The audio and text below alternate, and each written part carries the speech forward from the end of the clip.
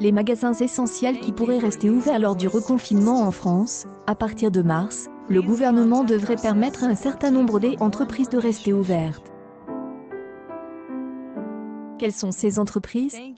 Nous pouvons nous appuyer sur les différentes ordonnances émises en mars et avril, qui ont établi une liste régulièrement mise à jour des entreprises essentielles. Parmi eux, on peut citer les suivants: les magasins de détail de produits surgelés, les épiceries mini-marches, supermarchés, les magasins de proximité, hypermarchés, tous les magasins d'alimentation, les réparateurs de voitures, de motos et de vélos, réparateurs des bureaux de tabac, hôtels, les banques et les compagnies des assurances, services des inhumations, les blanchisseries et les teintureries, les agences des intérims, camping, papeterie, marchands de journaux, magasins des aliments pour animaux, construction, matériel, pompes à essence, pharmacie, opticiens, les sociétés de location de voitures, camping, les activités financières et des assurances. À cette liste s'ajoutent. Quelles sont les entreprises non essentielles qui seront fermées en cas de reconfinement en France? Par définition, il s'agit de toutes les autres entreprises qui ne seront pas incluses dans les règlements qui suivront les annonces du gouvernement. Cependant, certains secteurs demandent déjà à être inclus dans la liste des entreprises essentielles. C'est le cas du secteur du jouet lorsque les achats de Noël commencent. À BFM Paris, Francis Pellombay, président de la Confédération des détaillants français, souligne que la fermeture d'un magasin de jouets serait un désastre.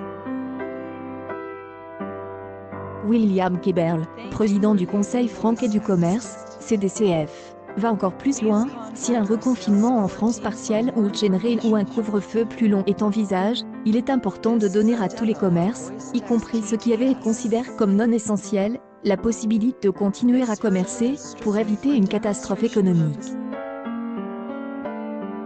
Pour l'exécutif, le reconfinement en France est obligatoire. Emmanuel Macron ne voulait pas d'un reconfinement en France. Il est trop tôt aujourd'hui pour dire si nous nous dirigeons vers des reconfinements locaux ou plus larges, a-t-il déclaré vendredi dernier. Il est trop tôt aujourd'hui pour dire si nous nous dirigeons vers un reconfinement local ou plus large, a-t-il encore déclaré vendredi dernier. Mais le chef de l'État a finalement accepté, c'est donc un reconfinement en France forcé et imposé qui se profile à l'horizon. Parce que les mêmes causes produisent les mêmes effets, et conduisent aux mêmes solutions. L'exécutif doit évidemment faire face à la surpopulation des hôpitaux, notamment dans les unités de soins intensifs, avec 2909 patients atteints de Covid en soins intensifs mardi, plus de la moitié. Il y a aussi le nombre de décès, 523 encore, signale mardi, si on additionne les décès dans les hôpitaux et ceux des EHPAD. Mettre l'économie en veilleuse, l'exécutif est pris au dépourvu.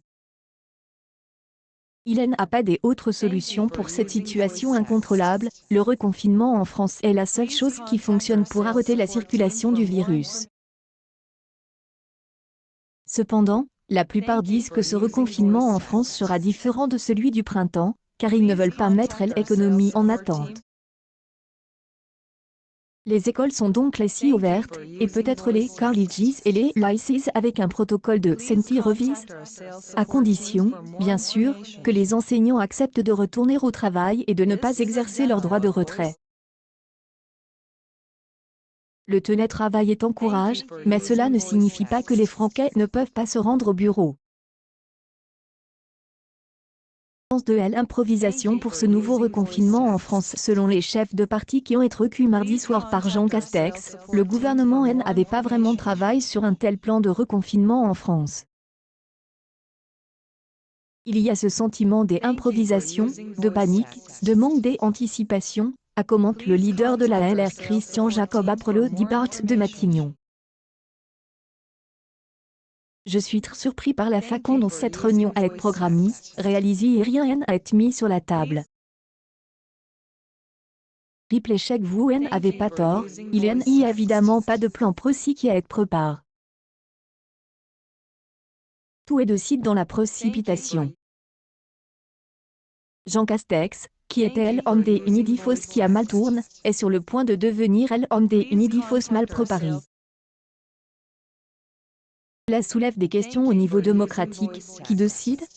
Le Conseil de la Défense, pas les ministres. qui vote le reconfinement en France? Parlement, mais seulement ce jeudi, une fois que les décisions auront été annoncées. En fin de compte, pour elle exécutif, C est un échec de la parole, cela change. C est un échec de la stratégie essayée, cartographiée, isolée, ça n'a pas marché. Et C est un échec des anticipations. Olivier Véran nous avait promis 12 000 lits pour une éventuelle réanimation d'ici la fin de l'année.